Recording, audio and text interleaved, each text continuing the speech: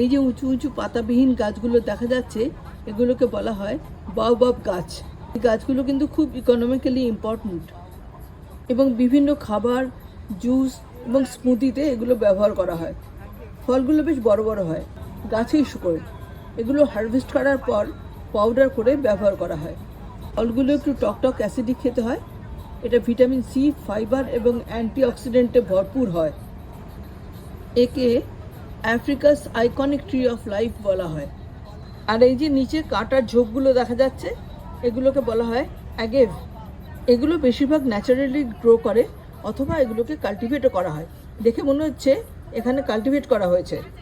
এই গাছগুলো ন্যাচারাল সুইটনারও বটে। সবথেকে বেশি ব্যবহার হয় সোর্স অফ ফাইবার হিসাবে। এই গাছ অ্যালকোহলিক বিভারেজের সোর্স, স্পেশালি ট্যাকিলা মেসকেলের সোর্স হিসেবে ব্যবহার করা হয়।